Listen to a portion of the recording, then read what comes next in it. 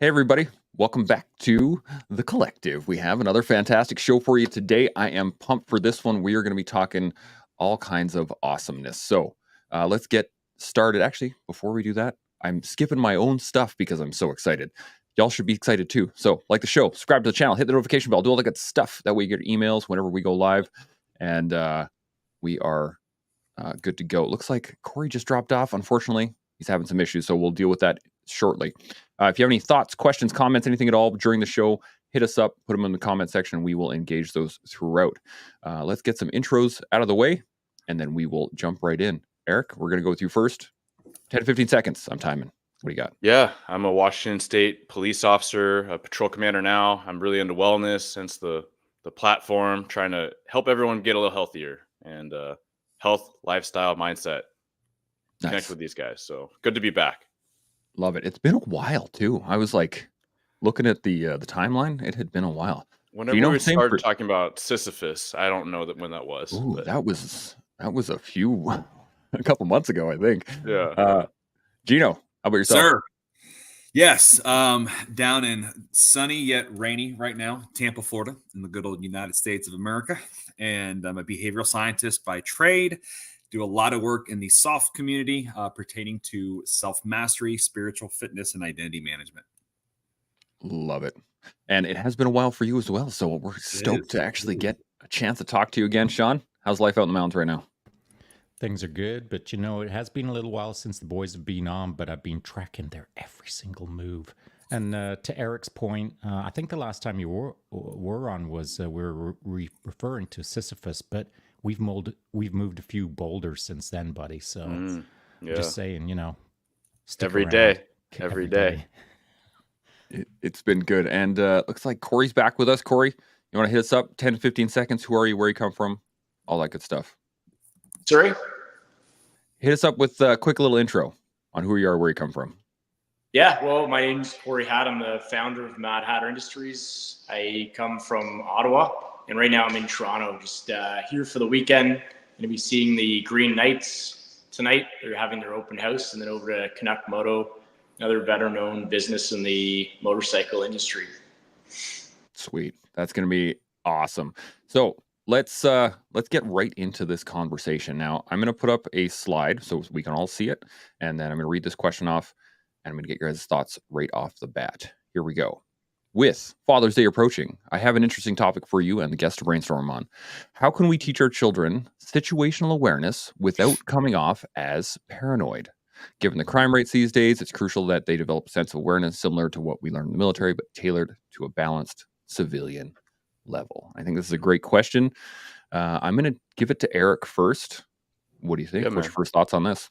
Yeah, no, that's great. I have a 5-year-old daughter right now, and so she's been surprisingly really in tune in queue with a lot of things for the last couple years. So like even as a 3-year-old, she'd be asking about danger and bad guys and things that we don't really socialize much.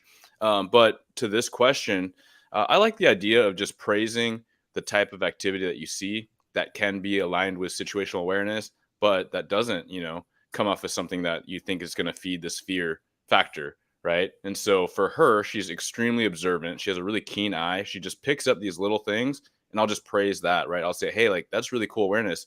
And then when she sees things and has questions, praising the curiosity rather than feeding the fear.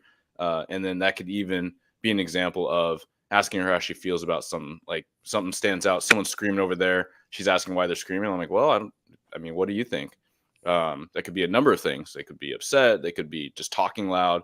And then she can offer that back and have a conversation. Meanwhile, because someone's screaming at the sky with no shirt on, we're walking the other way and trying to talk about it. But I hear so much insight about people offering the advice to be giving age-appropriate advice.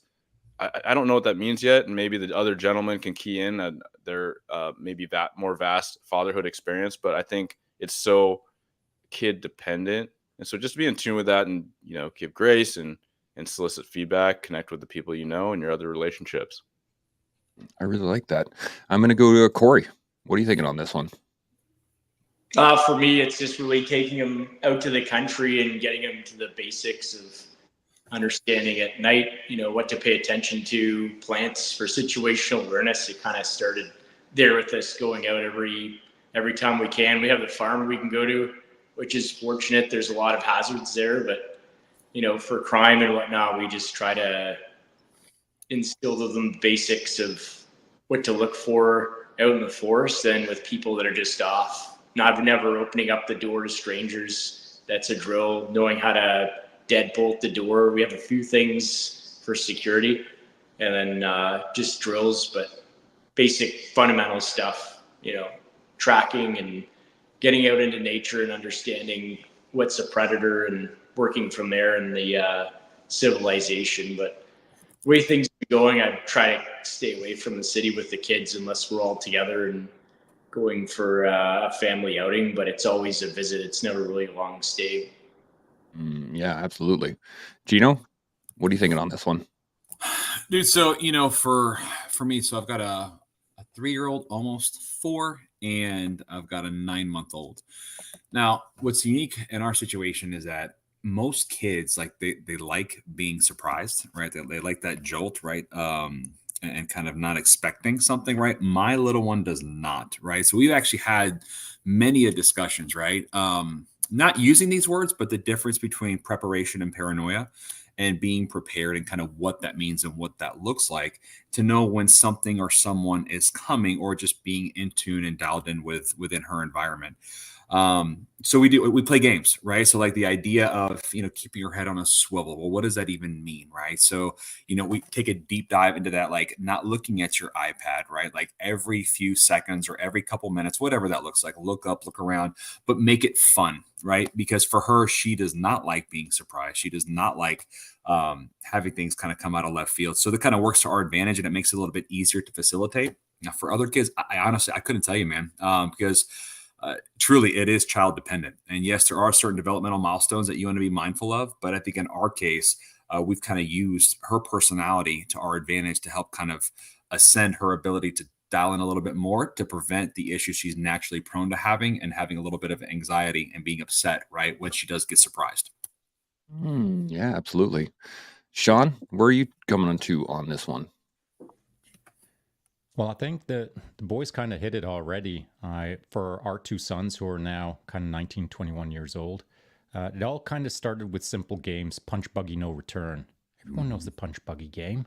And as soon as you put kids on the punch buggy, and the consequences are involved, a punch in the shoulder, then things get dialed up. Then the casual observation turns into, I don't like getting punched in the shoulder. It's a game. I want to win. I'm competitive.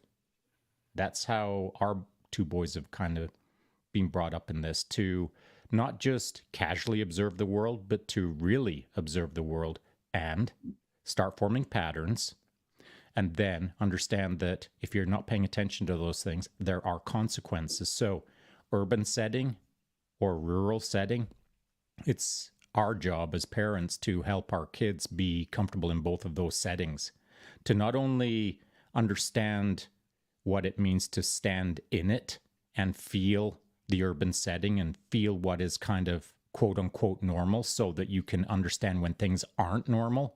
So getting the kids to understand urban and rural normality, and then understanding when things don't feel right, what does that mean? And so, to Eric's point, if there's a dude across the street with his shirt off yelling at the clouds and pumping his fist and getting all crazy, depending on which city you're in, that could be semi-normal or absolutely not normal. And so does every minor alarming scenario mean that our kids should turn around and run the other way? Not our boys. What it means is that they're going to observe what's happening, and they're not going to freak out. They're just going to catalog it or contextualize it against the things that they've already been exposed to. And that is, again, what does a normal operating system look like in an urban setting, in a rural setting, in various countries? And when it changes, what is the appropriate measures that you put in place? Punch buggy is great. We play it in the car as well. And one of the things we actually work on specifically, we called it the game of dog initially, is what it started off as. And then it became animals in general. So they're all point based. So when you see a dog, you call it a dog. When you see a cat, you call it out. That's 2 points. If you see a coyote, that's like 50. Like we just started expanding it into different realms, and eventually it got kind of ridiculous because horses were worth like 1 million points, and it just like it got ridiculous. But what it did is it got them looking, got them up and like searching and scanning and looking for stuff. And I think that's a great idea. No, not only using nature but games to get people interested in this, and that's fantastic. I'm going to hit you guys with the next question on this one, and then we're going to carry it on because I really love that nature and game. So here we go. I know Father's Day is here, but I find that I look at my family smiling at me and can't stop feeling like a fraud. I feel like I'm an unending series of mistakes, and it's only because if my kids that they make something from the mistakes. How common is this thought or thoughts like it on days like that? And I think this is a really interesting question because with Men's Mental Health Month engaged, we're in the middle of it right now. I think a lot of men and fathers feel this way. So, Gino, I'm going to come to you first on this one. What are your thoughts on this? So, imposter syndrome, right? So it's like unpacking that a little bit, right? And so the idea that I feel like I'm an unending series of mistakes, and it's only because of my kids that they make something from the mistakes. How common is this thought or thoughts like it on days like that, right? So whenever there's this recognition and this idea where you're looking at yourself in the mirror and you're having to kind of put together, well, what have I accomplished? Like this day, it being Father's Day, right? And my role and the expectation management that I have of myself as a dad, as someone who is spearheading, protection and provision and leadership and emotional support, psychological well-being. Look, if there's deprivations we have within ourselves, which every single one of us does, and if you think that you don't, obviously we're lying to ourselves, which a lot of us do that too. But when you really have to come head to head with those deprivations and look at the ripple effect that maybe you're making a correlation they're having, right, on your offspring, it's a very potent thing, right? And I think the number one thing that comes to mind here, right, is you got to give yourself grace, because here's the truth of this. It's very common, right? Like I've yet to meet someone at some point in their journey of fatherhood or of being a man in general, right? Don't have those sorts of feelings, those sorts of thoughts, right? That I'm a failure, right? Like they think I'm doing good, but I'm actually not, right? And it's a very heavy burden to carry, right? If you don't learn and acquire the skills within yourself to understand that, look, yeah, I wasn't perfect, but I'm a little bit better than I was yesterday or last week or the month or the year before, right? So is it common? Absolutely, right? How do you deal with it? Give yourself grace, give yourself a little bit of understanding. Is that difficult to do? Absolutely it is, especially with most of us, right, in the type A world that are our own biggest critic, right? But you have to learn how to do that. Yeah, absolutely. Corey, thoughts on this one? I think it's pretty reasonable for everybody to feel at some point like they're making mistakes. To be of a mindset where you feel like you're a failure, I'd say would have to be I would say, not to be so hard on themselves, for one, for if that person is listening, but we're always learning. And I think having the right mind frame to approach your children with a rational approach, as if there's something that's done that's in the right kind of context, and for some reason there's a mistake that's made, just being open and honest with them that you are a human, you're trying. For me as a father anyways, I'm always learning and I'm never doing things perfect, and always in a certain level of stress and being overworked and just trying to make everything work. As long as you can rationalize and reason with them and that there's that understanding and communication, I wouldn't really determine that as a failure.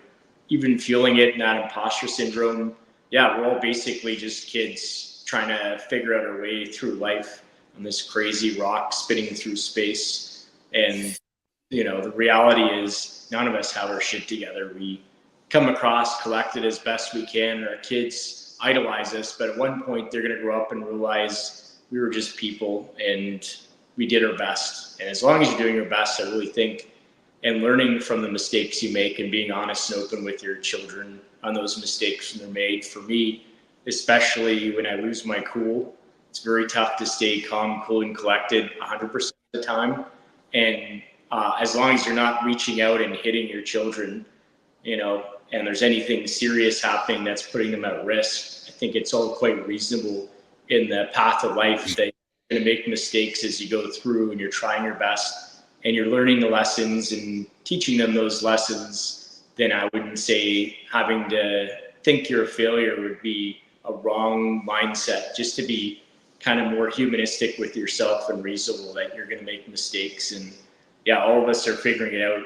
And you realize the same thing about your own parents. You idolize them, and then by the end of it, you're taking care of them if the full circle of life goes around. So that's just the way it is. We're going to feel like that sometimes, but the reality is your attitude will dictate really the results and how you're proceeding with your relationship with your kids. If they're safe and they feel honest and open with you, then I'd say that's a pretty good indication things are going well with your parenting. Yeah, absolutely. Eric? Yeah, Thoughts on this?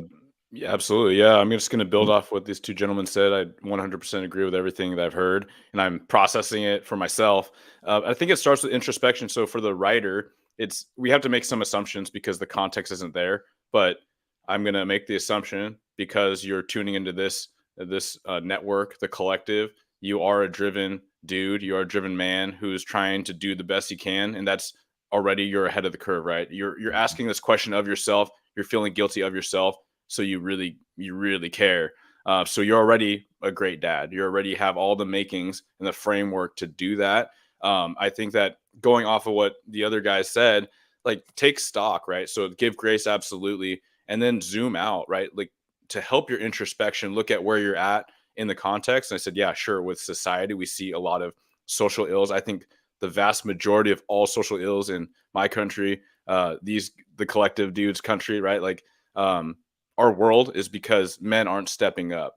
I could have been a product of that, my dad not stepping up. But even to give grace to that and recognize all the men and women who contributed to help me get where I am, I have to be happy with that, right? I have to be grateful for that.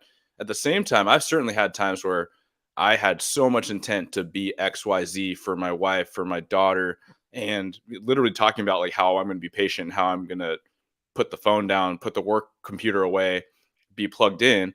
And then like literally within like, a couple minutes, I'm back to doing whatever I was doing. Right. So I feel really cruddy about that, but I have to give grace, right? I have to look at the fact that so much, for myself as an example, and I'm sure you'll find this example too in yourself, but think back to way before you're even a dad and look at what you've accomplished. Right. So to recognize those wins, and sometimes they're the smallest wins, but in the context of everything, it's important to zoom out and take a look and take stock. Absolutely. Sean, what are you thinking on this one? Well, I think that was great, Eric. I really do. And I almost don't have anything to add. But what I am going to do is focus on the word fraud. And I can't stop feeling like a fraud. And so my question would be this. Well, are you a fraud? Are you a fraud? Or do you just feel like a fraud? And that's an important distinction. If you know you are, like, it's right there, cold, hard, calculated fact that you're frauding your way through life, or you feel like a fraud. Those are two different things. And so in these moments where, maybe the family's gathered around and they're smiling and you've got your feelings are different than facts. And so in either of those two cases, whether it is feeling-based or fact-based, that was then, this is now. And now you get the opportunity to change your mindset in a split second. All of us do every second. We have the available opportunity to shift our mindset from feeling like a fraud to I feel like I'm not a fraud anymore. I feel like I am who I am, and I'm going to continue to do my best, and all the stuff in the past is then, and this is now. And now means I'm going to move forward into the future, always doing my best to never feel like a fraud. And so factual frauds and feeling frauds are two different things. And so, as Eric said, we don't have any context, but I am right next to Eric on this statement that just the simple fact that someone is sending in a question like that, tuning in with that question, means that they're kicking ass. Their own, probably. But I love that, man. That means that whether a person is a fraud factually or feels like a fraud, either way, the action today is what's turning that around into bro, you ain't a fraud. Absolutely. This is as I think you all said, and I don't want to beat a dead horse too much on that, is that it is pretty normal.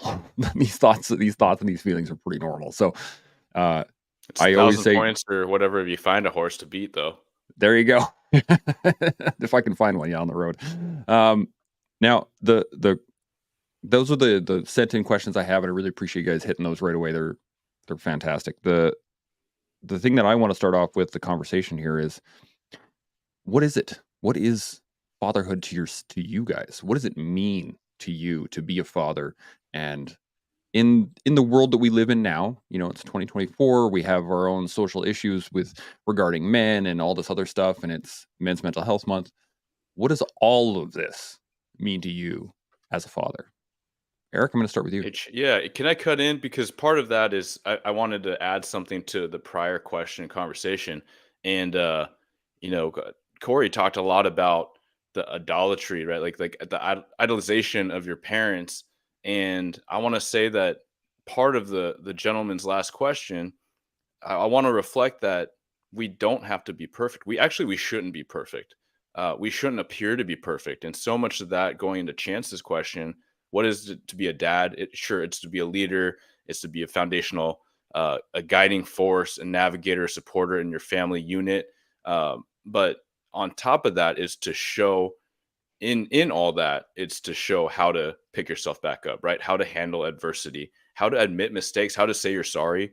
These are all the things that we love and we appreciate and would attribute to strong leaders, people that can empathize, people that can humanize, people that can admit when they're wrong, be humble, offer grace, give grace to themselves. Because ultimately, if you think about your kids, when you're gone, and there will be a day when we're gone, we want to know that we did the best we could to set them up. We can't be there, right? The training wheels come off and you stop running, the bike goes too fast. It hasn't happened for me yet. It's going to happen the next year, right? But I got to stand at the corner and know that I set her up and she's going to be okay, right?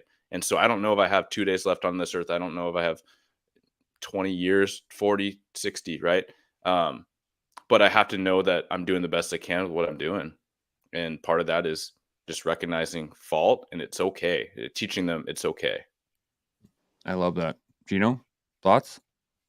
No, man. I mean, what resonates with me is teaching the art and science of being a good human being, right? And everything that encompasses, man. So, to Eric's point, you're gonna fall. Dad falls on a regular basis, right?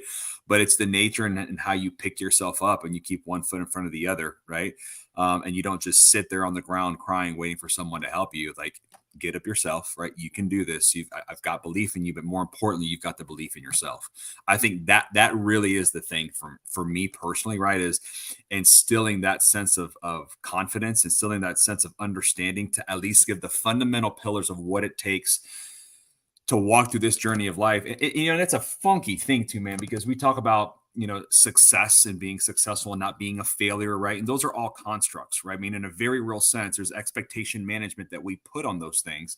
And a lot of times, we're pressuring ourselves to do that, right? The reality is that, man, if you're doing your best, and define that however you want, but if you're doing that, and 9 times out of 10, it's how you were taught what the best is, right? If you're living up to that expectation, dude, you're doing all right.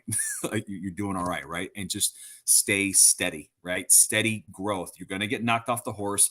I'm not worried about you getting knocked off. What I am worried about is how quick do you get back on that? And as a dad, that's what I'm here for. Absolutely. Corey, thoughts? Yeah, I mean, to add on to that last question, the person that posed the thought, they were thinking that they're a fraud. I think the biggest thing to tie in there is regarding mental health.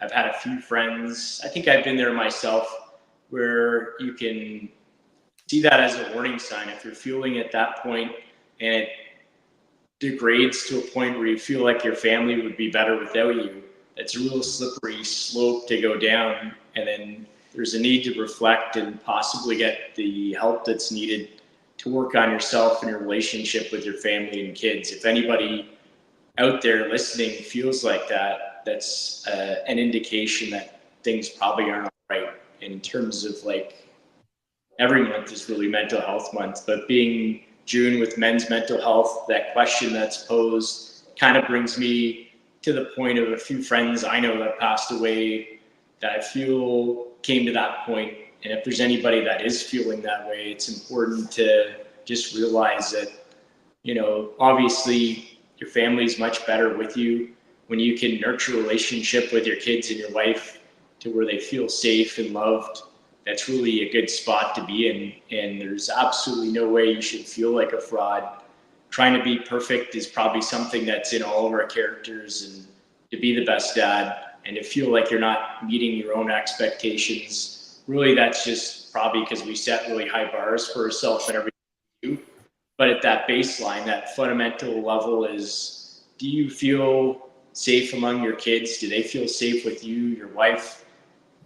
Do you feel like they'd be better off without you? If you question those things, and those are questions you pose, then chances are you probably need to seek some help and reevaluate things to get back in the mindset that it is important for you to be with your family and they do love you. And it's really important that you're spending the time on yourself to put yourself back in that spot where you need to be, that right mental mind frame. I think some people tend to run away, and people at the highest level tend to get withdrawn from their family, and that's a concern. So if any man or any wife is listening to this, or mother, and feels this is happening, then I'd say that's a good warning sign and something that maybe we'd want to, at least I've felt that way a couple times. I don't know if anybody else has ever felt like that, but there's been spots where I've had to work on that.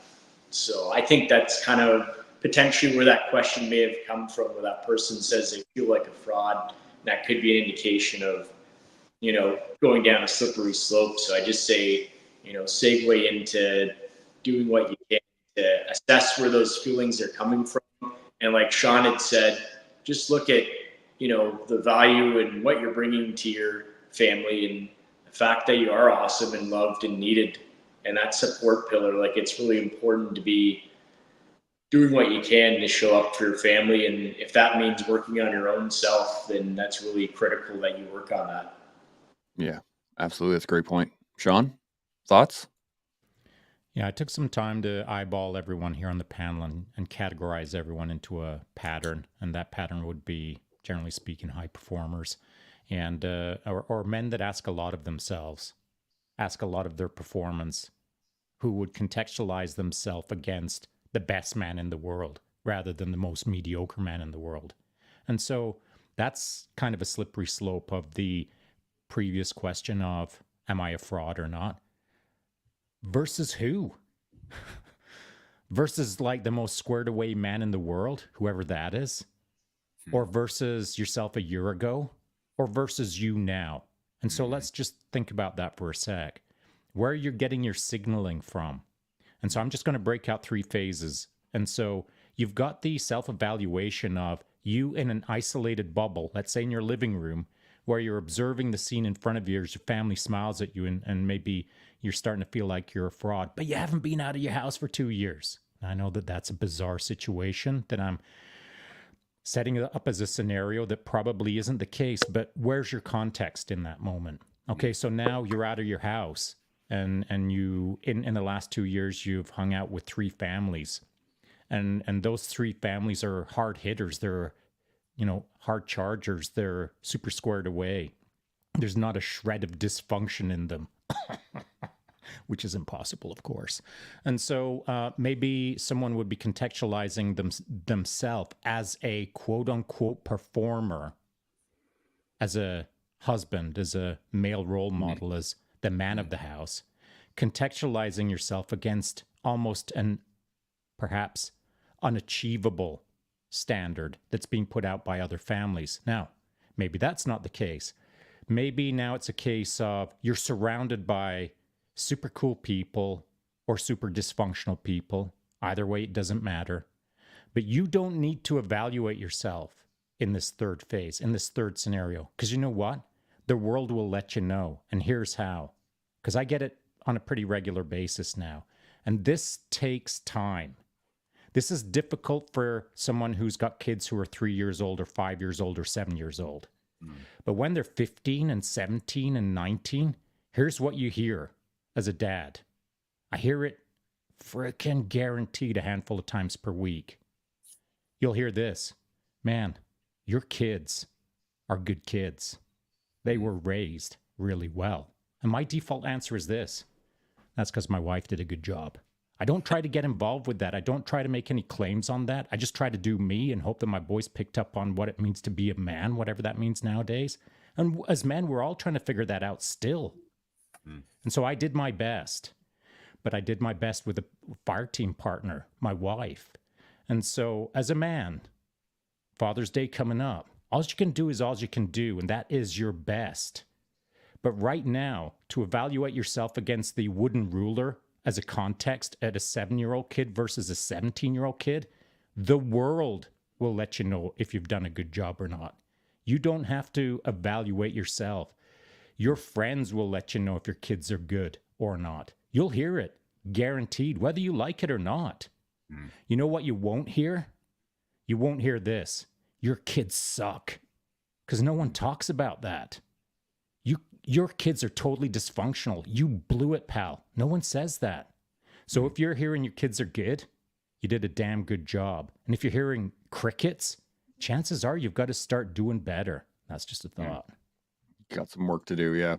The interesting part about that, we had yesterday was a jiu-jitsu. One of the guys was asking me a question. I was working through some things, and I was like, yeah, it's about balance. You got to be able to manage forward and backwards and all this stuff. And he looked at me, he's like, how long did it take you to figure that out? And I was like, I'm still working on it. I think that's the key throughout, even with fatherhood, excuse me, with all this stuff, is that it's a day-to-day process. So do you got any other thoughts on this?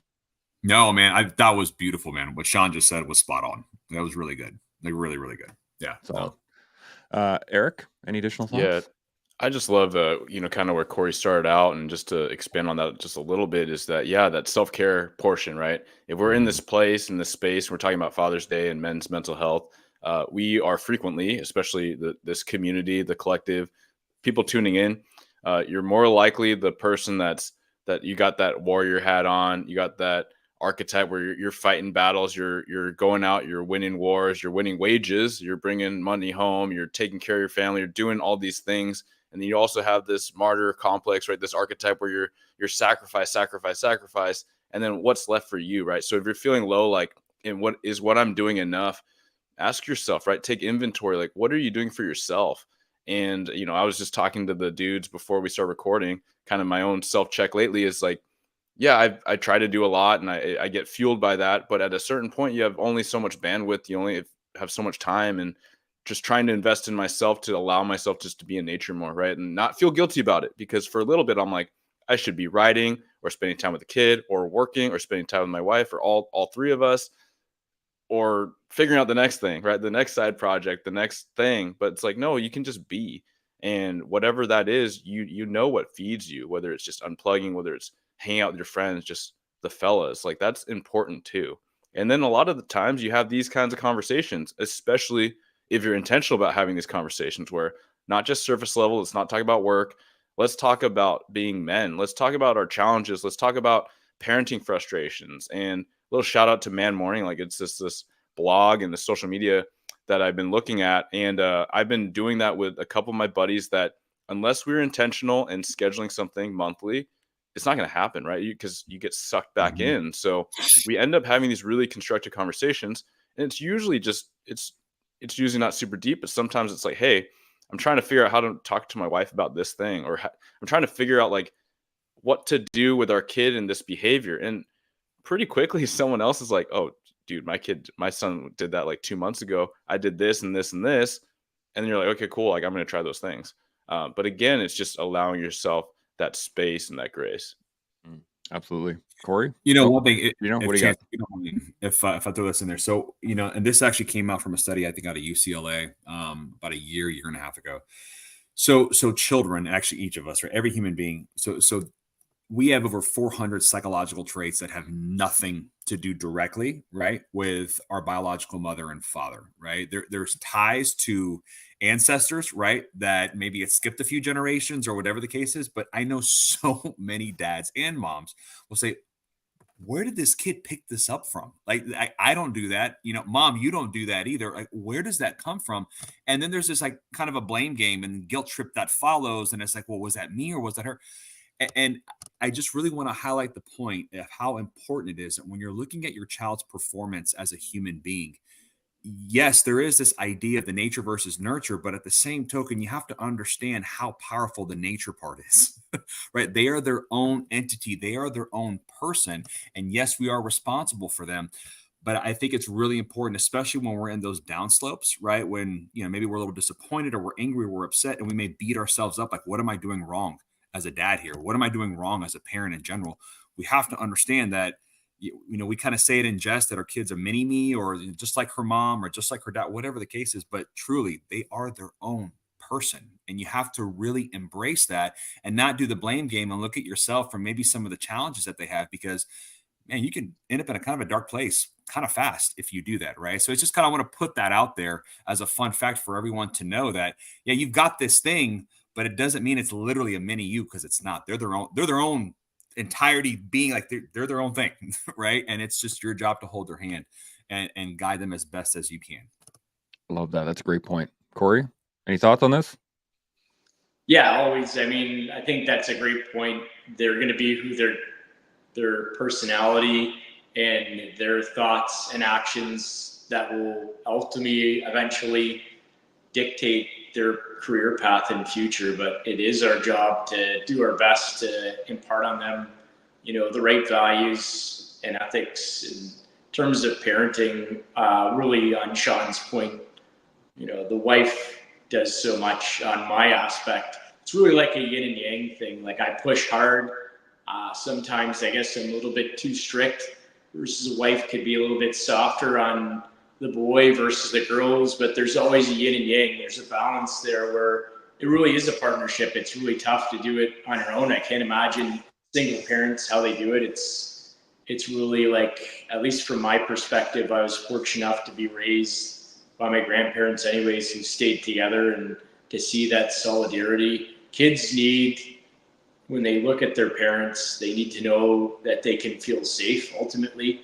And I think that's a big part of it, especially when you can impart those skills afterwards. If they have that foundation, they build that confidence and level of skills and self-awareness, and learn those drills for when they're in crowds or around people, to be able to push away from dangers and see those things. And that's not to say if you don't have like parents that are together that it won't happen. Like, I've seen parents that are split up really work it out together.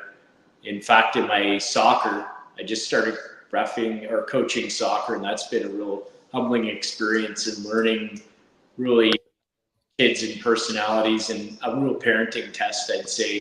You see all these different dynamics and how they work, and while you have your own kid in there, it's a challenge. But ultimately, I think it works best when you have a functional relationship with your significant other.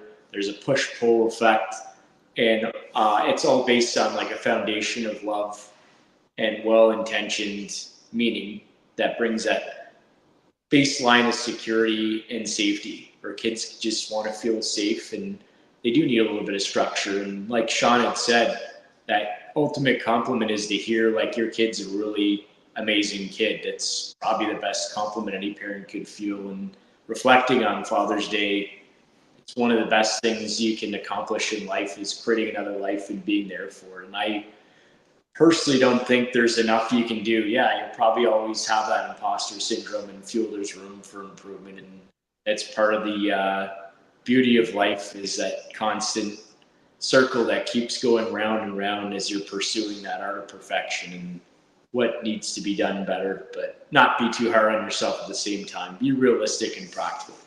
Yeah, absolutely. Sean, any additional thoughts on any of this? Yeah, I'm super stoked that Doc G brought up that report. I remember reading it when it first came out, and do you know what I thought, buddy? This it's not like the weight of the world slipped off my shoulders. what I did think was this: a little bit of liberation, a little bit of almost peace that some things that didn't make sense to me then made sense. And so all of a sudden I didn't have these artificial sort of genetic components that are within me or my wife that neither of my boys were illustrating to say, okay, now I understand.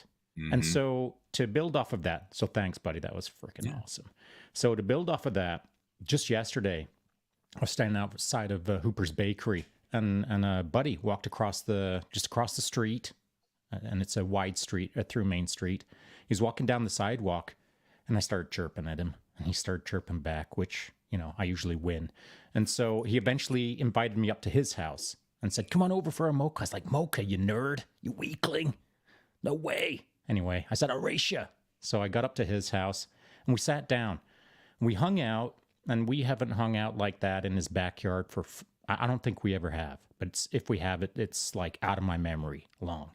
And so at one point in the sitting around, he said, "Hey, would you want to come down to the cottage in a few weeks?" And I said, "Why?" It's about an hour and a half drive away, which is like, that's a full mountain bike ride. Why would I like jump in a car to drive an hour and a half away to go hang out in dirt at the beach? I'm not a beach dude. And so I said, "Why?" And he said, "Well, we're going to hang out and just, you know, talk about life." I was like, "Who?" And he started rattling off names. And I said, "I ain't interested in showing up if there's any girls." And I know that sounds dumb, but I was already thinking about Father's Day yesterday. And one thing that I've learned is for fathers to kind of dive deep, it needs to be all dudes. Now, all right, maybe I'm wrong, but that's been my observation. And so I said, "I ain't going if there's any girls." And he said, "It'll all be guys." And I said, "Okay, well, what do y'all usually do?" "We just sit around and talk about, I ain't into sports.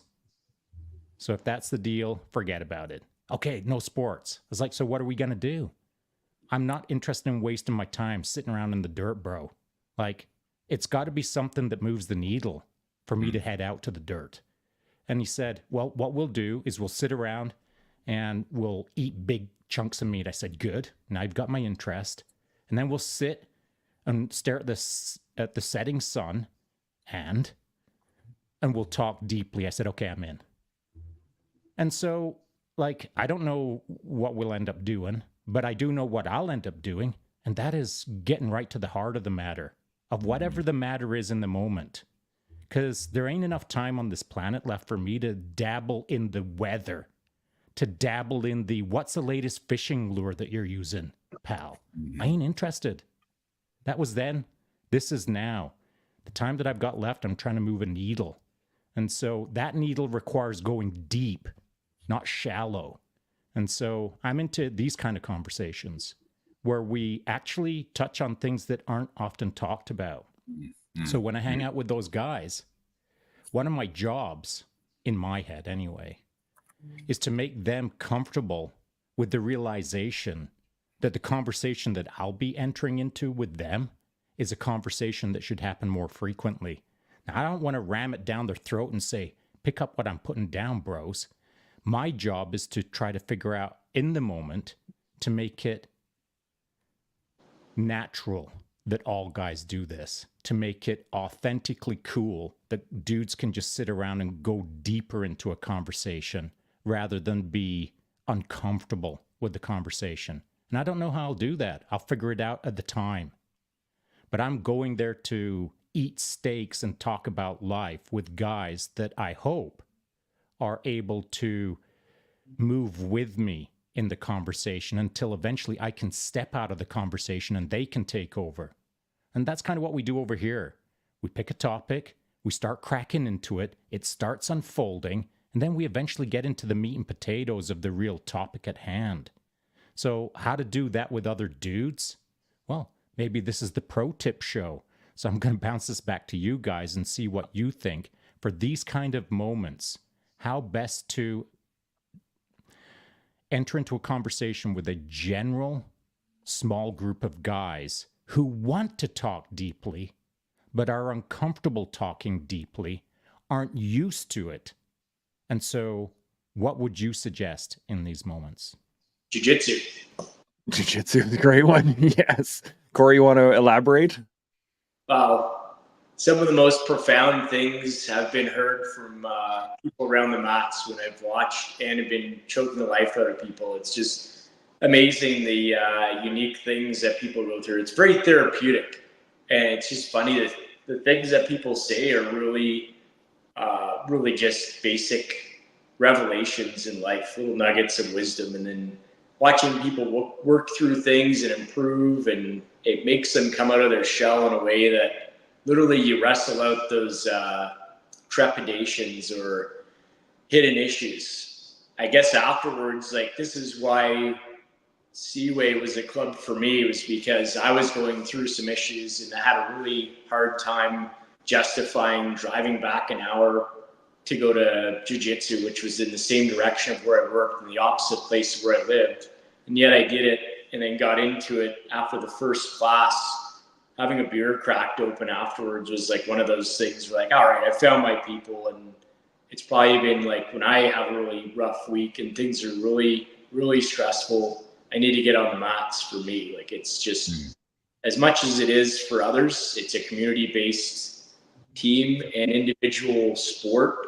There's a collective benefit when everyone's rowing together in the same direction and looking out for each other, positively empowering each other, and listening and reaching out and just acknowledging when people are going through things. It's just one of those things, like, almost it's sensed.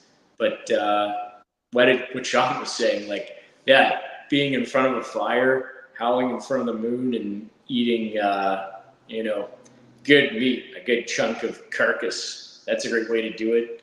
And pack that right to the point.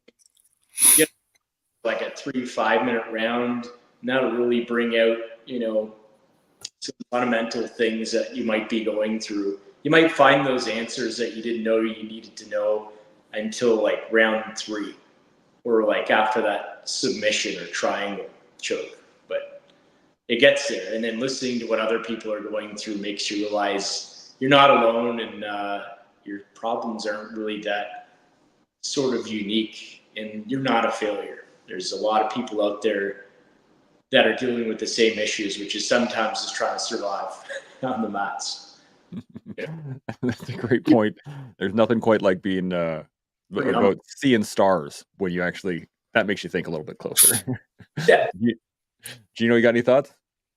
No, man, I think it's a great point, and when you're having those or attempting to have those conversations at that level of depth, right? And conversations and dialogue that truly are defined by quality, right? And depth, right? Like, it's just not a space that a lot of guys like to live in, right? And a lot of times, man, like, what really breaks through is go do something that sucks first, right? And like break that ice, like, and kind of go through that adversity together, whether that's a roll or that's going for a run or a bike ride or whatever it is. And kind of get that first layer of ego, right, to drop a little bit, right? And then let's start unpacking, like, man, like, that was really hard, but I feel amazing, right? When we get to that place right there, then I have found that I can start to pepper in some stuff. Some people are more prone and apt to jump there faster, right?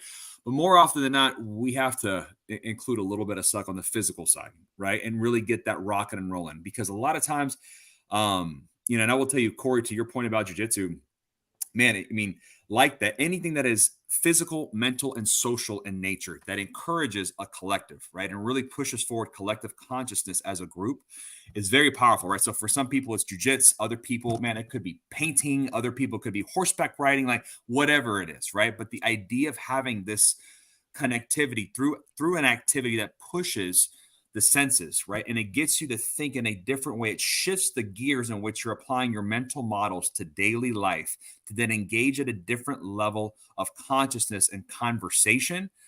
That's when you start getting into good stuff. Now, the question there is, man, like, on a regular basis, unless you are surrounding yourself with people who are prone and willing and open and able to do that, it's difficult to do when you're thinking the average day, however you want to define that in your life, given your lifestyle. But that also begs the question of, who do you choose to have in your camp on a regular basis, right? Sean, I love what you said about, well, who's going to be there, right? And whether it's females or not, it doesn't matter. The idea that you're being selective because you can feel and you know yourself well enough to what are certain barriers of entry for you to get to a certain place of depth and commitment of discussion and conversation. That is a huge component, a hallmark, right, of understanding at a self-mastery level what works for you, right? And what is it going to take to feed that animal within to push you into a certain frontier where the view's a little bit different, where you're like, oh, I like this. This is my language. This is where I want to rock and roll. So, no, I think, Corey, your point was really, really good. But there's many things that follow that line of thinking. But yeah, I mean, jiu-jitsu is an awesome tool for that, though. Some of the most incredible relationships I know in my life were built on the mat, right? And continue to be nurtured in that way. Yeah, Absolutely. Whatever you're passionate about, that you can create that sense of community and trust where it opens you up. But we believe in it so much. It was part of our motto change. We went from no quarter given to find your passion and live your adventure. And it's really path to happiness and wellness. Yeah, Love it. absolutely. It's such a great thing just in general. Eric, you got any thoughts on this? Yeah, for sure. I mean, the original question just asking, how do you set up the stage for shared experience and vulnerability? I mean, what's more vulnerable than being smothered, by another dude or gal, right? But like just being manhandled and submitted. What's more humbling? What's more vulnerable? And then to Dr. G, like Gino's point, that setting for camaraderie, like that shared suck, right? That shared adversity, that everyone's seen the best teams, the teams that elevate together, they had to overcome something together, right? They had to be forged in something. And so lessons in peer support within first responder community, I would say for sure, how do you get what you want? Well, you demonstrate it, you model it, right? You invite people in, and you do that by showing that, right? So if you want to have a setting of this deep thought conversation and vulnerability where you talk about your fears, your dreams, your hopes, your everything, like open up, right? Share that. Because the thing about these high achieving dudes, and so many dudes that are out there being the warrior and pulling out their sword, is like they want to help, right? You're in fixer mode, you're in support mode to the point of men's mental health and to the point of feeling like a fraud.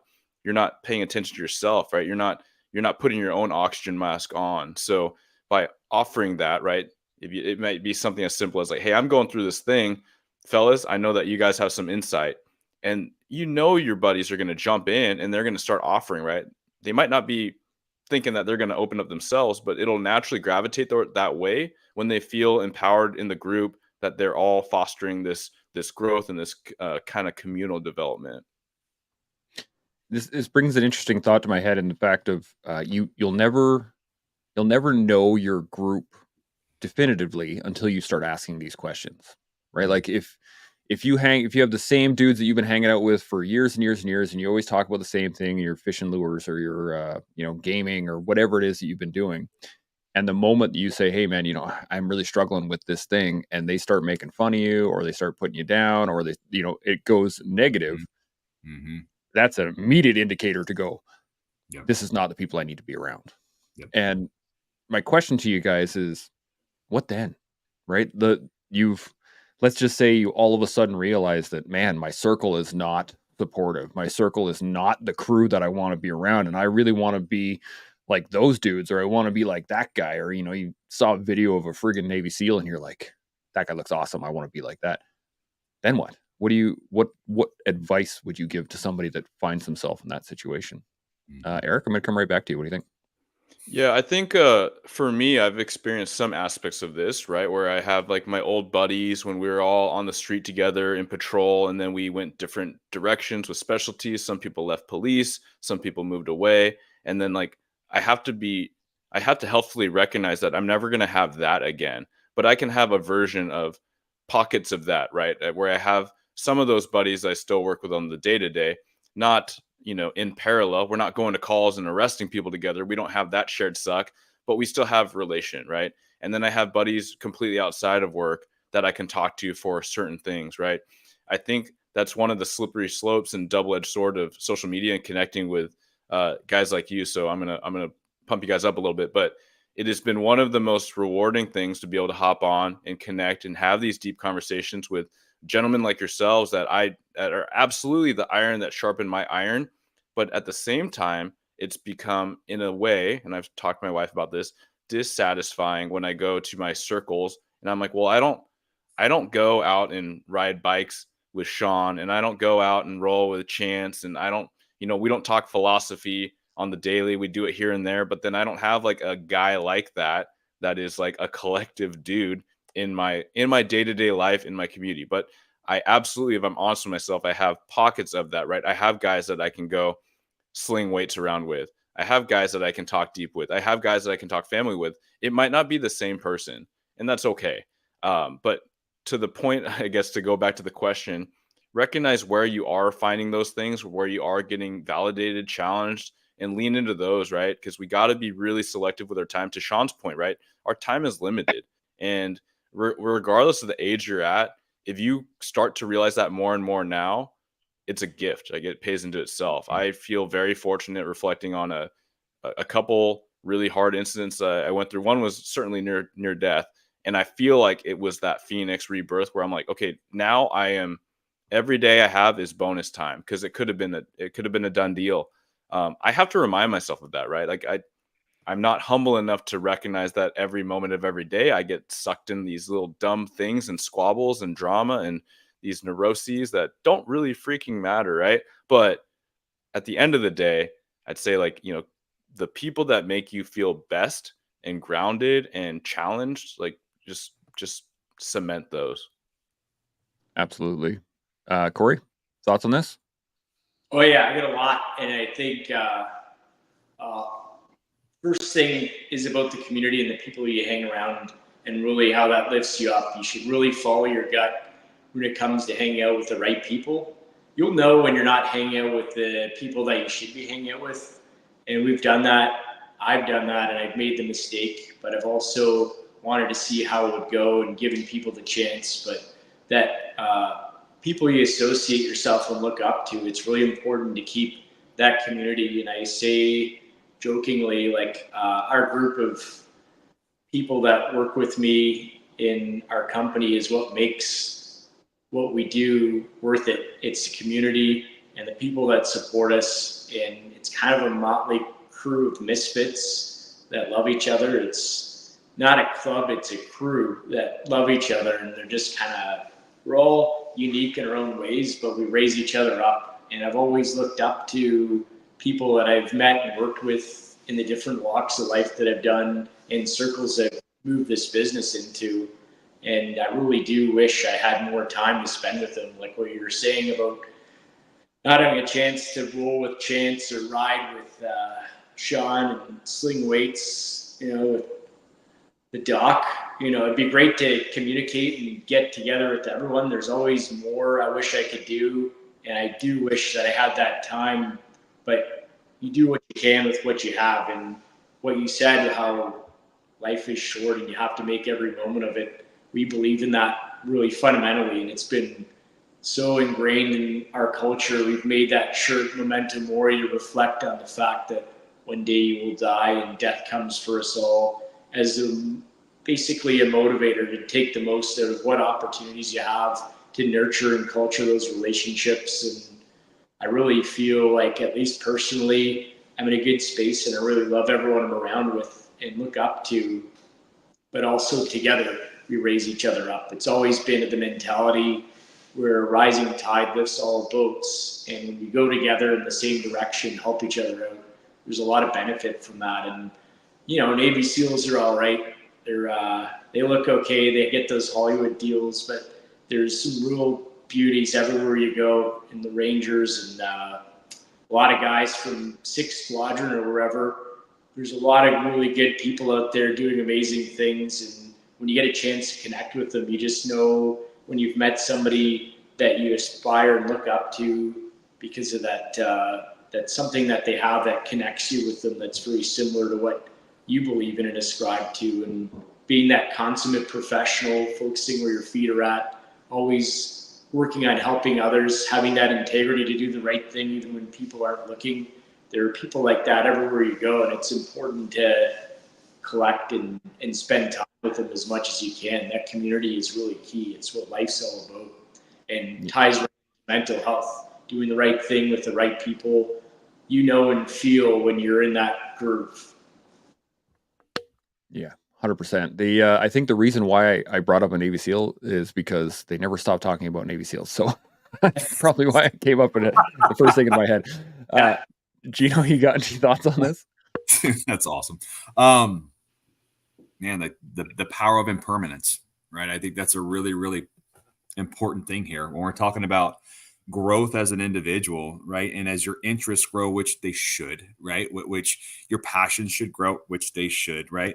I mean, it's like this, like if we as human beings, right, if we are actually going to say the words that I try to be the best version of myself, and I try to be humble, and I try to be understanding, then, you know, when you really understand, like, if I'm going to always look for better ways to strive for that 1% better every single day, the natural component of that is I'm going to change a little bit every day, right? And I should change a little bit every day in the sense of I want to get sharper. I want to get better, right? So the sword that I'm carrying right now should be a whole lot sharper than the sword that I was carrying a year ago, right? And way sharper than the sword that I was carrying 2 or 3 years ago.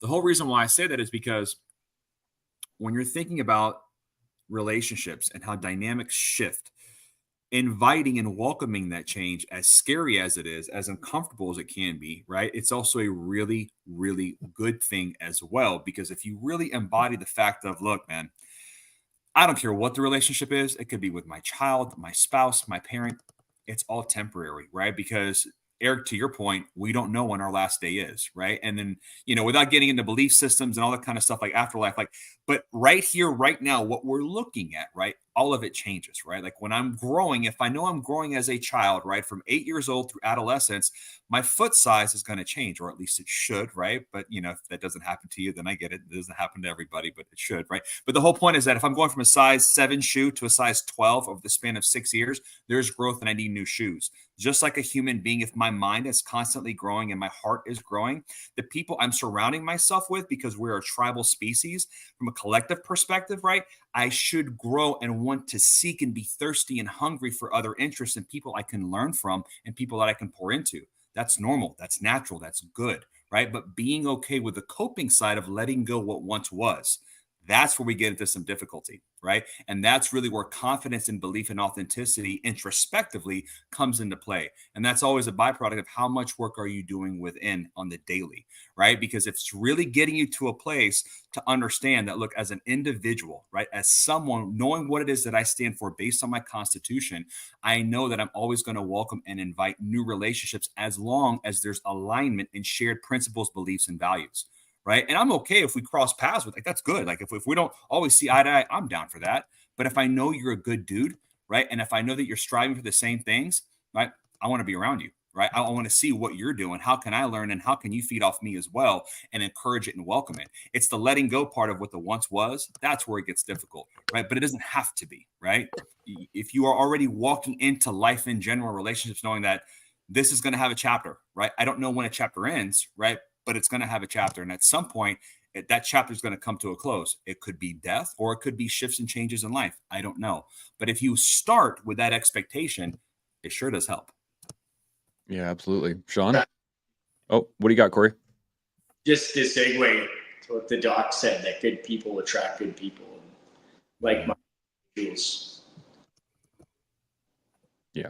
Sean, thoughts?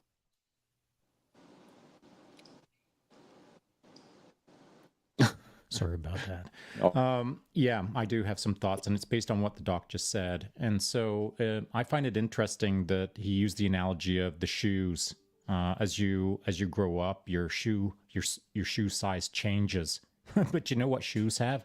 Shoelaces. And you know what a lot of dudes do? Trip on their own shoelaces. And so as you're tripping on your shoelace, heading for that Superman dive, maybe a little bit of dental work, who you're surrounded with is key in that moment as you're flying through the air. Who's going to catch you or not? Who's going to pick you up off the ground or not? Who's going to put a Band-Aid on you or not? The people that are around you are there for the shoelace moment.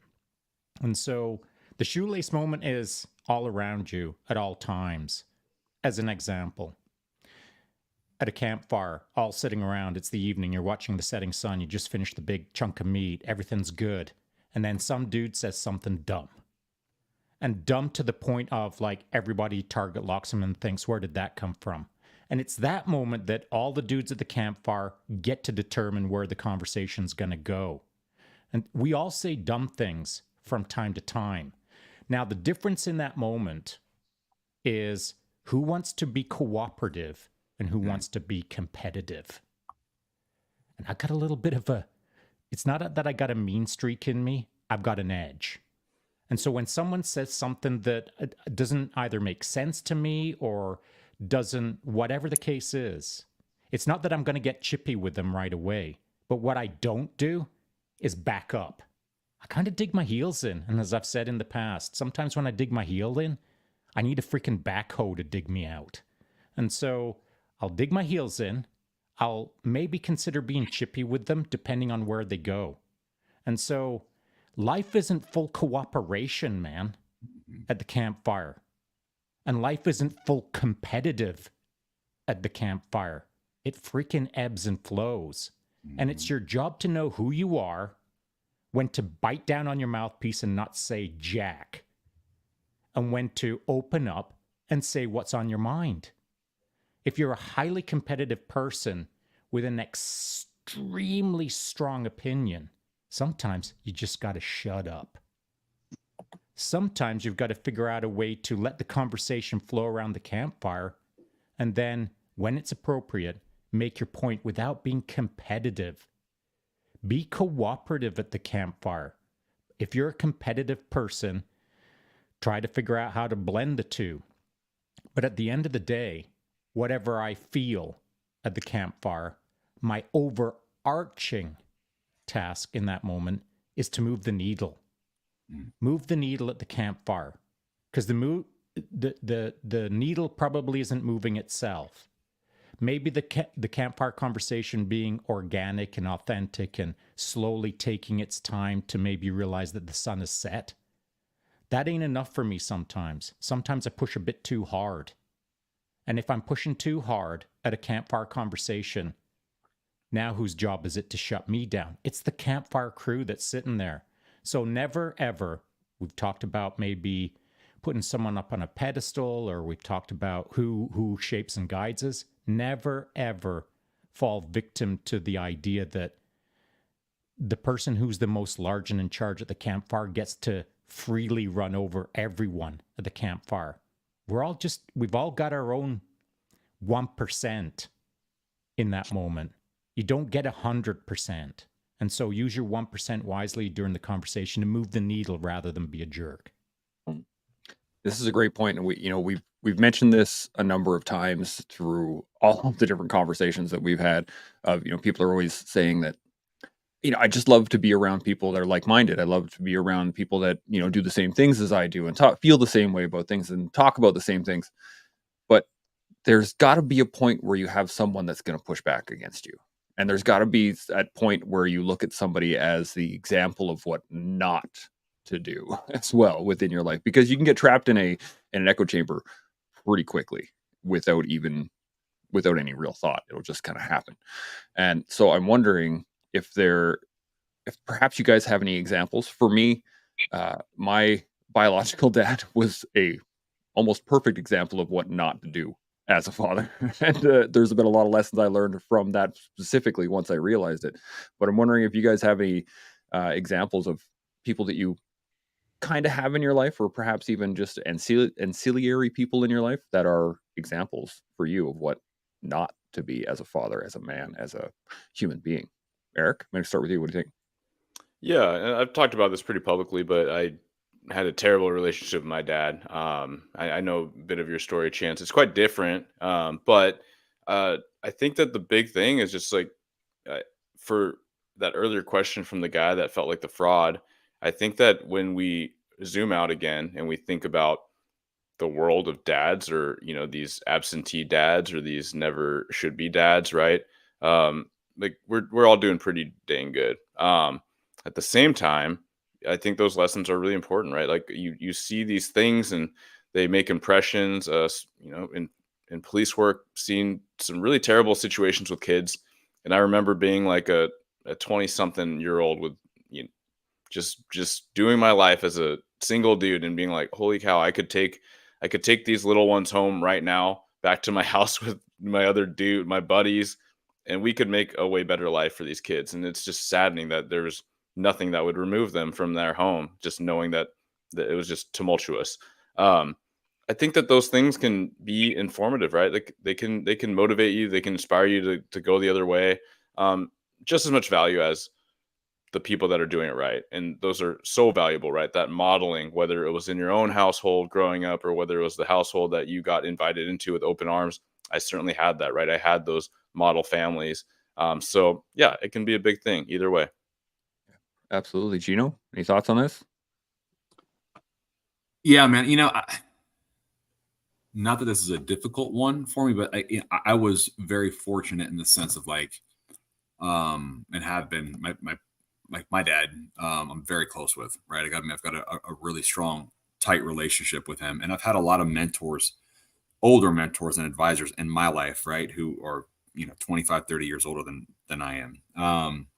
But I will tell you, man, like from a modeling perspective, like I had a very, very close friend of mine growing up who, was like a brother, and saw certain shifts and changes in his life and how he responded and reacted, right, to his own father, right, and then how that had a ripple effect on his children, right. And it was very much a blueprint for me of what not to do, right, for me in my life, right. And this was someone that I was super tight with, right, and just very unexpected. Like I started kind of happening out of left field. So again, going back to impermanence, right, relationship shifts, change, you grow, people change, and having to put those barriers and those boundaries in my life was super important, right? But I will tell you, to this day, I do think about him often, right? And I kind of use it as a check, like I'm not doing that, right? So I must be doing okay, right? So good, bad, or indifferent, I almost have to thank him a little bit, right? For in my own personal life being, I don't want to call it a standard because it's not, but it keeps me in check. When my expectations of myself are here, right? And at the same time, like I look at the expectations that perhaps he carries of what his norm is and his acceptability is here. And it's like, okay, now I've got a sphere of reference, right? Of what the bell curve looks like, right? And where I should be, that's okay. But I want to always go in the upper echelon of performance. So, but it created that threshold, that bottom threshold for me. So in that sense, I do have a sense of appreciation for it, but it sucks, man. Like that's, when you've got someone in your camp, in your tribe, man, that rolls off like that and you see the impact of that. It's like, golly, no, but I can tell you, it's definitely not someone I would voluntarily want to spend my time with by any stretch of the imagination. Yeah, absolutely. Corey, thoughts on this? Yeah, I have a few good examples of some people that are just horrible individuals and should never be really associated with. And then, I have a lot of positive examples, a lot of good role models, mentors. And then there are, I guess, conflicting opinions about people that I have worked with, and both people that have been very close to me. I think there's a lesson to learn from both good and bad examples of leadership, especially in the leadership of the military. Everyone's always a critic, looking for things and people to blame. But there's always a lesson, I find, either way, when you see and understand actions that are taken by people. For me, I try to associate myself with the right people that have the right intentions. Ultimately, it is about people that are fundamentally out to help people and not just in it for themselves. But in terms of leadership, I've learned a lot from what I've been experienced with poor managers or officers, and learn from those lessons, and from some really great ones that I still keep in touch with and look up to, and that we look out for each other. So in both sides, I think there's opportunity to learn and reflect upon what are those tenets and principles that might be in myself to improve on and work on, and what are things to never forget because of how it made you feel, so you don't make other people feel that way, and to learn upon and empower your team and community, and to look out for each other and always be improving. Yeah, absolutely. Sean, thoughts? Yeah, I've talked about it a little bit in the past on podcasts, not to great degree, and I'm not going to get into it in a great degree here. But my dad was an awesome dad. He was in my life, but barely. I mean, he was there every day, but he never saw me play soccer.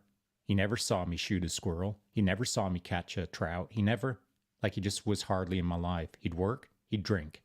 And so, like, he missed my childhood to some degree. And I missed a father to some degree.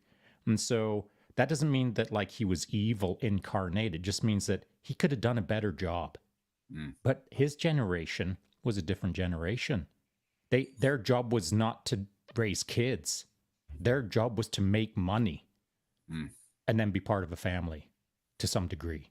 And so our generation, younger generations, they are more aware of what is appropriate to raise a good family. The science is out there. The layman information is out there. You can trip over your own shoelaces and fall on a stack of self-help books on how to be a good dad. I mean, it's all around us.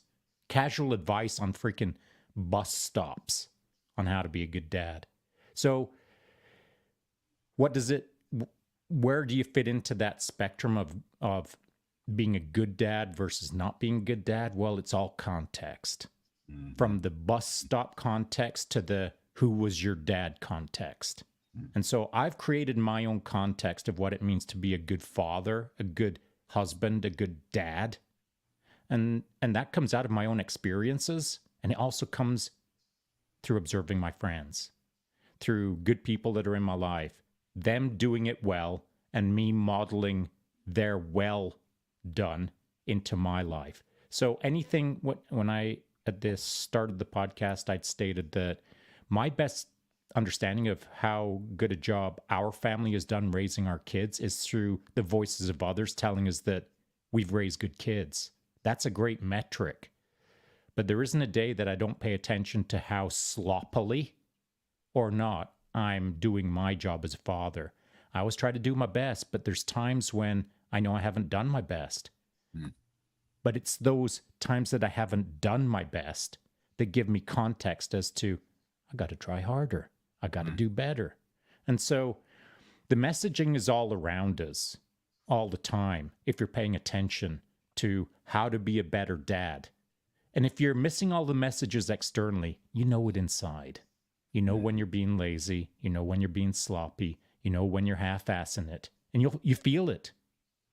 But the worst part about the feeling it in the now is if you don't do something about it today or tomorrow, the regret will crush you 10 years from now. You can't erase that regret. The only way to erase that regret is to deal with it now. Like, get good now. Forget about the past where you botched it. That was then, but this is now. Erase 10 years of regret in the future by kicking ass now, doing your freaking best. Believe me, it'll be the best present you can give to yourself. Do good now so that 10 years from now in the rocking chair, you feel like you did it well. Yeah. Hopefully not in 10 years, because I don't want to be in a rocket chair in 10 years. It's still pretty when young. you choose to be, yeah. Yeah, exactly. Yeah. Can I cut in real quick? Yeah, absolutely. Based What on do you got? something Sean said. I mean, what I heard in Sean reflecting on his own childhood is already empathy and understanding, offering that grace, forgiveness, if you will, right, to your dad. And that is something that was a big evolution for me, I suppose, where I grew up in my adolescence and my young adulthood with extreme resentment, a lot of anger, a lot of hate, a lot of plans to, if I ever visited my dad's grave, it'd be to spite him, right? I thought about changing my name, which in my culture would be an absolute, like, to take away his lineage, right? To change my name to my mom's dad's name. I had all these plans, right? All these intentions. And then as I came to, I suppose, mature in the way that I was maturing and come into myself, after not speaking to him for 8 or 9 years, like, he reached out, and he had been reaching out, and he was really sick. And I reflected on it, and I felt, for whatever myriad of reasons, I wasn't angry. And I tried to reflect on, like, what kind of person I was at this point in time, and how I was really happy with my life. I was really grateful for my relationships, my family, my career as it was getting started. And I had to recognize that his input or lack of input was a part of my story, right? And at the same time, I just released a bit of that angst and that hate. I reflected so much on fatherhood for almost my whole life. Like, I didn't know I wanted to be a cop growing up, but I knew I wanted to be a dad. And so as I did all that, I suppose, introspection, I thought about, okay, if I could offer a dying man some peace, would I do that? And I'm like, absolutely, a total stranger, absolutely, I would do that. Well, then why not for this guy who's potentially tried the best he can or tried to make amends the best he can? And coming full circle to fatherhood, I have to admit, for good or for bad, like, there was a part of me that said, if I was trying to make my final plea to my child, who I've not even had yet, to try to make amends and nothing was like, what would I give for that? I said I would give anything. I know that. And so I reflected selfishly in a way to my future self and said, man, if there's anything I need to teach myself to teach my child one day, it's probably to demonstrate forgiveness. And somehow in that, I found that absolutely no regrets, right? My dad passed shortly thereafter. He was very much at peace when I went to see him. And not to talk too much about myself, but I have to feel some confidence in that and some pride in that, knowing that as there's certainly going to be a lot of, kind of head banging moments raising my daughter, a lot of fantastic ones in between, that I can forgive myself when I misstep. And at the same time, I can hope and recognize that I've trying the best I can to offer forgiveness, that maybe it could be offered to me if I should need it at some point. That is a beautiful point. You're absolutely right on that one. Super respect, man. Eric, that's pretty awesome, man. Thanks for sharing that. Absolutely. We the reason I wanted to bring this stuff up specifically is the fact that, fatherhood is not a linear trajectory by any means, right? We're not just going to be like, yeah, we're all going to get better every day. This is going to be awesome. We can do our best to try that. But I wanted to really, kind of hammer the point in that there's going to be rough times. There's going to be mistakes. There's going to be places that you just can't believe that you were there. You're like, why did I do that? There's all of these things. It's part of being a father. It's part of being a man. And I want to go back on something that we were talking about a little bit earlier. I guess not so much earlier, but I want to talk about Father's Day specifically, because within the social construct that we're in right now, there are some issues going on, obviously, between men and women and men's mental health and how we integrate and all these things. But I was recently listening to a reel on Instagram, and it was talking about the fact that, men need more appreciation. We need more respect. We need people to be coming to us more often and saying that, yeah, this is the way, this is a great life. And I think he brought up the fact that most men are only appreciated once in a lifetime or once a year kind of thing. Like when they're dead, people start to appreciate them, or when they're on Father's Day, that's the only time they get appreciation, that kind of stuff. So I'm wondering what your guys' thoughts on that in general of, do you think we need more as men? Do you think that it should be maybe not so much lauded to be a father, but it should be brought up a little bit more often, or that appreciation might be nice to get every once a little bit more? What do you got, Corey? Man, that's a tough one. I think in terms of should there be more, I feel like everything I get daily is enough for me in terms of affirmations with my kids. It's really the wife that's a tricky one, keeping her happy and doing enough, because I know it's pretty one-sided, at least on our side. She does a lot. And then Father's Day really doesn't, I don't really get too much. Like, we don't make it a big deal. Maybe I should, but we try to take the time for each other where we can and appreciate each other. But a day just for fathers, yeah, I guess it ties in with the whole Men's Mental Health Month. It's definitely something to acknowledge that it is quite the significant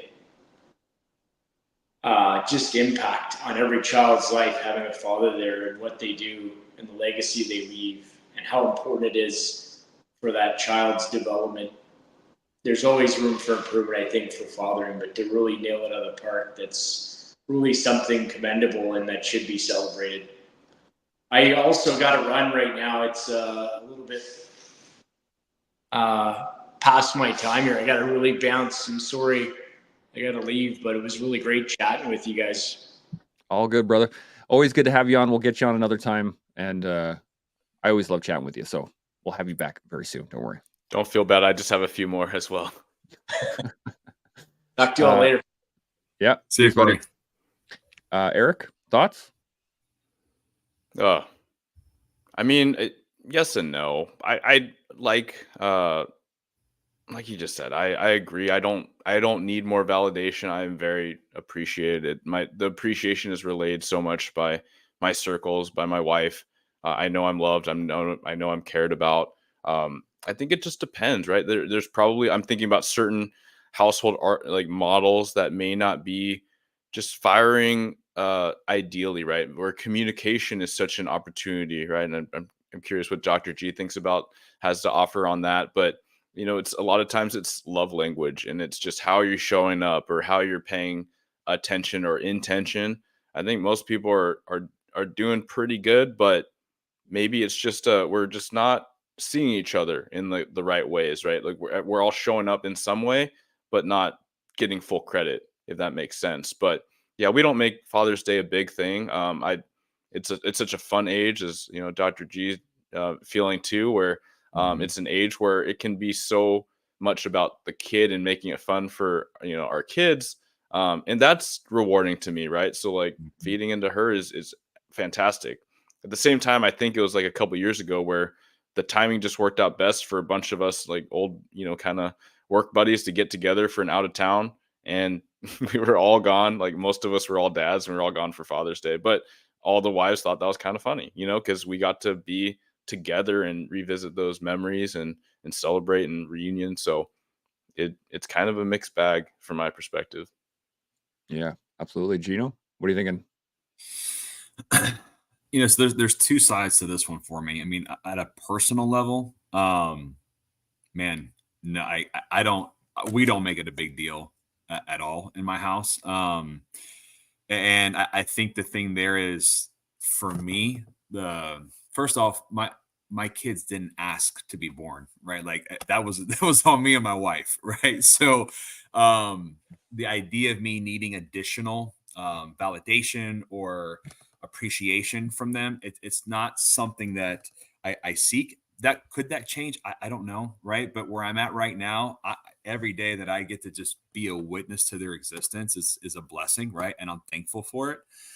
The other side to it, right, that you touched on, Chance, is like, the time that we live in, right? So like sociocultural expectations of men need more recognition, right? Men need, the key word is need, right? Well, that's relative, right? In a very real sense, especially when we're talking about it at a psychological level, pushing it even further to a psychosomatic level, right? Like if you tell me I need it, right, I want to understand why you believe I need it, right? And then I want to ask, well, who's they that's putting that expectation out there, right? That now, if we're talking about men's mental health, right, and that conversation, that's one thing, right? But if we're talking about the specificity, right, of recognition and validation as a father, right, and calling that out, and again, not wanting to unpack the times we live in, the gender and all that kind of stuff that's going on out there, but I think I have never met personally, right? So I have my own bias, of course, but I've never met a dad who is a good dad, meaning that checking the boxes, right? Doing what it is he feels he needs to do based off the expectations and the blueprint he has for himself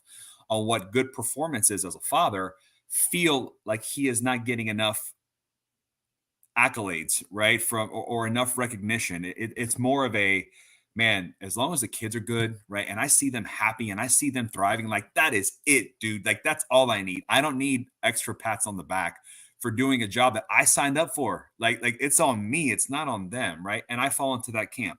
I don't personally, I don't feel like I need that. Now, it's not to knock anyone who says otherwise, right? But I would definitely say is like, I would encourage anyone that has that feeling like, man, let's talk to someone that you trust, right? And unpack it a little bit, right? Because truly, I don't believe that responsibility falls on your children, right? I think that's a responsibility that falls on yourself, right? To really look at yourself in the mirror to have that conversation. That was a long-winded answer, man. Sorry. It's all good. I loved it, man.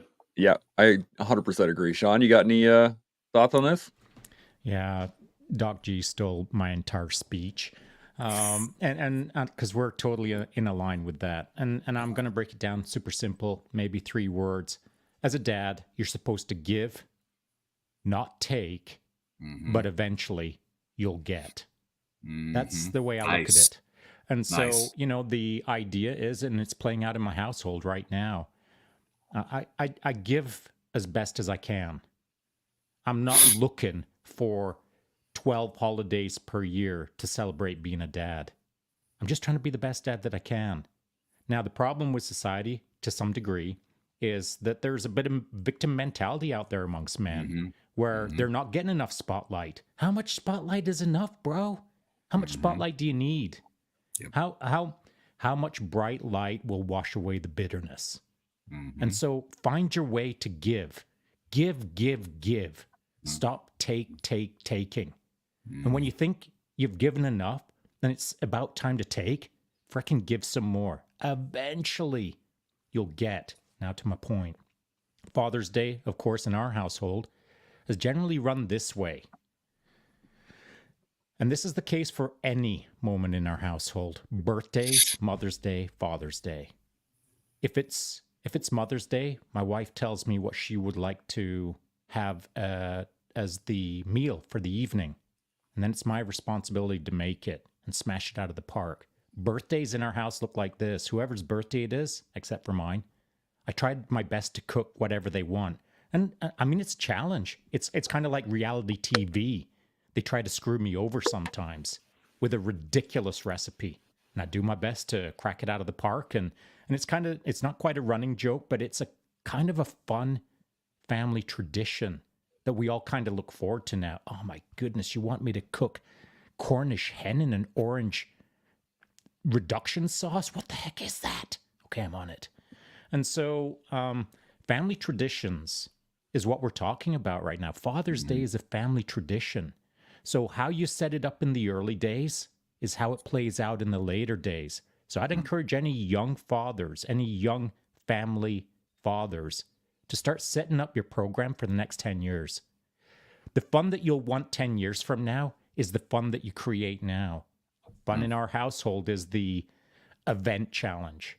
And so to that point, just a few days ago, my wife said, so who's going to make what for dad? And my oldest son right away chipped in with dad likes cheesecake. I'll make him a cheesecake.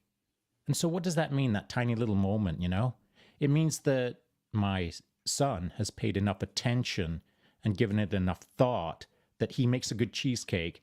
He's connected the dots over the years that he's now got his solution in place. And for people out there who think that making a cheesecake is super duper easy, maybe it is. It's not that easy, but maybe it is. I don't care about how hard or easy it is. What I do care is the thought behind the matter. My gratitude, the attitude of gratitude for someone who is thinking of me in a way that dad likes that's enough for me. I don't need much more beyond that. So for families out there, for Father's Day, if you don't have a tradition, start thinking about setting up what you want your next 10 to 15 years to look like.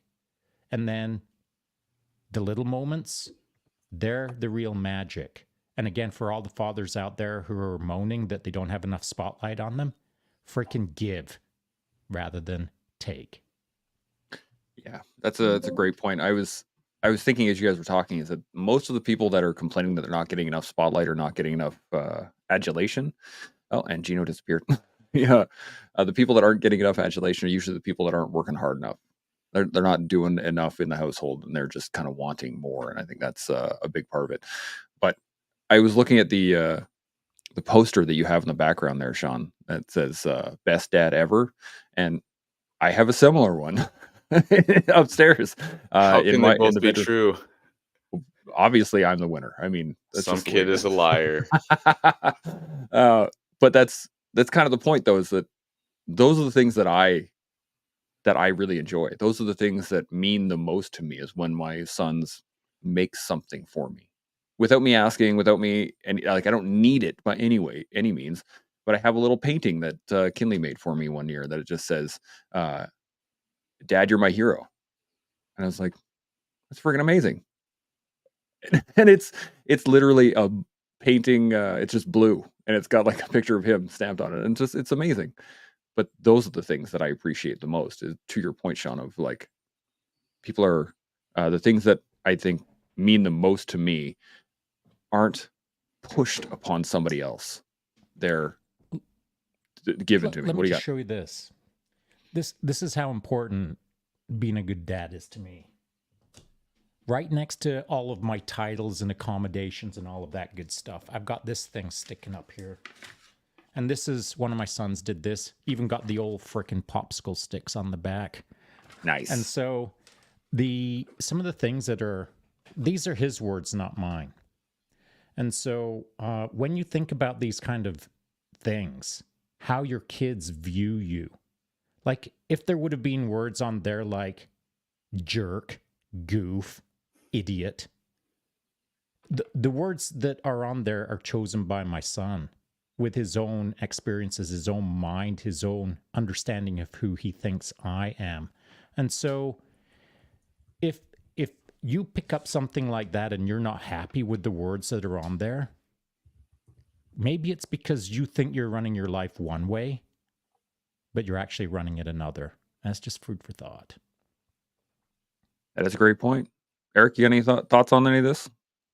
I love it, man. I think that you guys both articulated what I was thinking in so many ways, because it should be its own reward, right? That's kind of the point. I mean, fatherhood, parenthood is not a gimme. It's not a given. Having a family is not a given. We got to work for it. We got to build it, and we got to. It's not just something you achieve and you put it up on a shelf, right? It's like it's every day. Back to Sisyphus, right? But it has to be its own reward, and it should be absolutely right. And so, like the beauty of this thing is like you're pushing this rock called fatherhood, and then in a lot of ways your partner, your kid or kids are pushing it with you. Sometimes they're pushing the wrong way. They're pushing down on you, right? And sometimes like you hit a flat spot and you all sit up on top of the rock and you watch the sunset, right? But then maybe you get to that age and that point where you ask your kid if they want to kick it down the hill with you and run after it and pick it back up, right? So I think that's really a good reflection point when we remember, especially in those moments where it's probably going to be later today, where it's really hard to remember that point because of a tantrum or something. But I got to remember this morning, which was so beautiful, is just my wife took our dog out, and then I got to do kind of the morning routine, and she woke up on the right side of the bed, and that's you got to take those wins. So yeah, that's all I want to throw in. It's been such a fantastic conversation, especially for me, just to reflect on this selfishly. As I always say, I always get so much from this. I'm humbled that someone could get something from something I said, but I'm just along for the ride, and I appreciate you guys. Oh, always a pleasure having you on here. I just got word from Gino. He lost power in his house because the weather just like shut it down. So I think this is a great place to end it. I know you got to take off, Eric. I really appreciate the conversation. It's been fantastic. Thanks, and buddy. to Gino and to Corey. Yeah. Thank you guys out there. Sean, you got any final thoughts before we shut her down? No, I'll let Eric go. I don't want All to right. keep him Thanks, hanging guys. around there. Thanks, pal. All right. Well, then I will shut it down with this continually. Learn, build, grow. Chimo, everybody. Chimo.